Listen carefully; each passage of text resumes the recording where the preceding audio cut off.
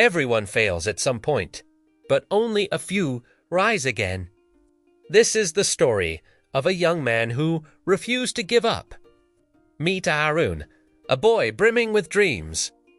From the time he was little, all he ever wanted was to be an artist. But life, as it often does, had other plans. His father, with the best of intentions, wanted him to become an engineer, a path he saw as stable and secure.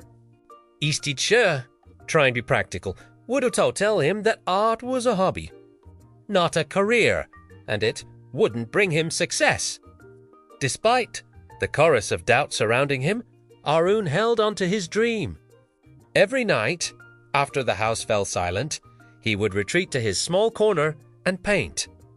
He poured his hopes, his fears, and his silent rebellion onto the canvas.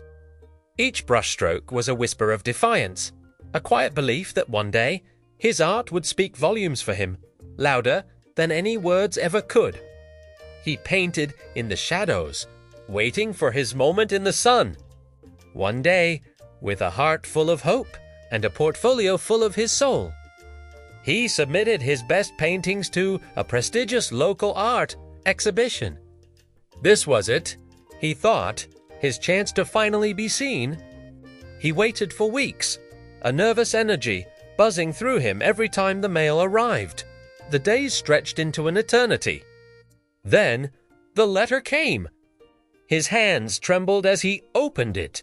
His breath caught in his throat. He wasn't selected.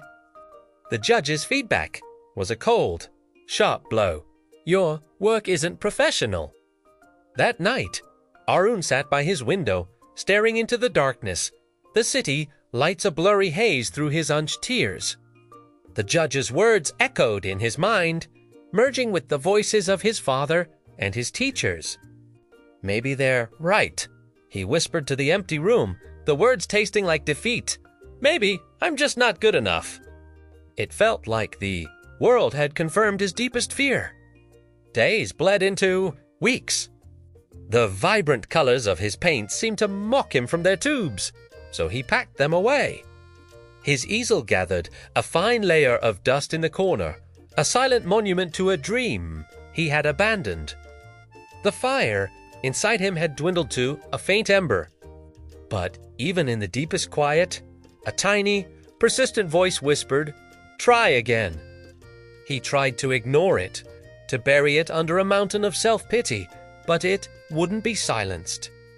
One morning, his mother came into his room and noticed his old brushes, forgotten and covered in dust. She picked one up, her touch gentle. "Arun," she said softly, her voice full of a warmth that could melt glaciers, "flowers don't bloom overnight. You have to water your dreams every single day, especially when you can't see the buds." Those simple, profound words struck a chord deep within his heart. They were the water his own dreams so desperately needed. A new resolve settled over Arun. He decided to try again. But the team was different. He wasn't painting to gain approval or to prove his doubters wrong. He was painting for himself. He was painting to heal, to explore, to understand. He unpacked his art supplies, not with nervous ambition, but with a quiet sense of purpose. He dedicated himself to his craft like never before. He devoured books on technique. He studied the masters. He practiced relentlessly. He filled sketchbook after sketchbook. He failed again and again. A brushstroke would be wrong. A color wouldn't blend. A composition would feel flat. But each mistake wasn't a final verdict anymore. It was a lesson. Each failure taught him something new, pushing him, refining him, making him better. After months of this intense, soul-searching work, he stood back from his easel and looked at what he had created. It was a painting of a young boy climbing a treacherous mountain. The boy's shoes were torn, his clothes were ragged, but his eyes were shining with an unbreakable spirit. It was his own story, told in color and light, with a sense of calm he hadn't felt before. He sent that single painting back to the very same exhibition.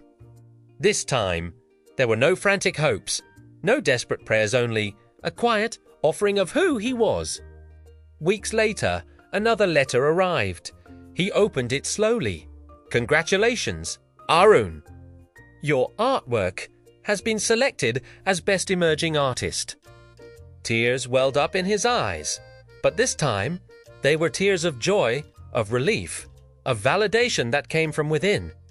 At the exhibition, the same judges who had once dismissed his work now stood to lead the applause. His painting was the talk of the evening. The raw emotion, the technical skill, the powerful story, it captivated everyone.